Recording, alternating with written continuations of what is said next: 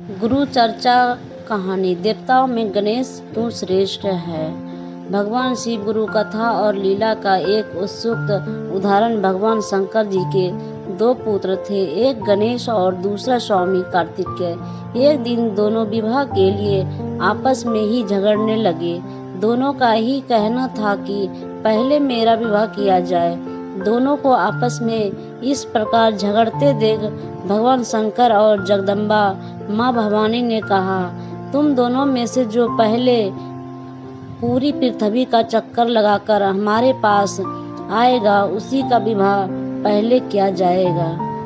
माता पिता के बातों को सुनकर स्वामी कार्तिकेय तो तुरंत तैयार हो गए और पृथ्वी का चक्कर लगाने के लिए दौड़ पड़े। लेकिन समस्या तो गणेश जी के लिए था। एक तो उनका शरीर भारी है और दूसरा मोटा भी है और उनका सवारी चूहा जो बहुत ही छोटा सा है। उनके लिए विश्व भ्रमण असंभव है। ऐसी स्थिति में गणेश जी के लिए तो यह कार्य बड़ा ही कठिन था। उनका शरीर भले ही स्थल था, लेकिन बुद्धि अत्यंत ही सक्षम और विलक्षण थी। श्री गणेश अविलंब पृथ्वी की परिक्रमा का एक सुगम और सुलभ रास्ता निकाला।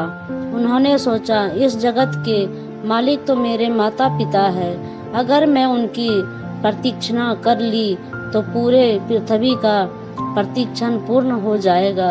अतः बिना विलंब किए उन्होंने सामने बैठे अपने माता पिता का पूजन करने के पश्चात उनका 7 फेरा लगाया और प्रणाम करके खड़े हो गए और उन्होंने कहा, लीजिए मैंने पूरे पृथ्वी का प्रतीक्षा कर ली। उनके बाद माता पिता उनके इस कार्य से प्रसन्न हुए और गणेश जी का विवाह रिद्धि सिद्धि कन्याओं के साथ कर दिया। उनके इस विलक्षण प्रतिभा को देखकर सारी देवी देवताओं ने उन्हें वर और आशीर्वाद दिए। इस प्रकार देवताओं में श्री गणेश को सबसे श्रेष्ठ माना गया है। हमारे चैनल को सब्सक्राइब कर लीजिए प्लीज।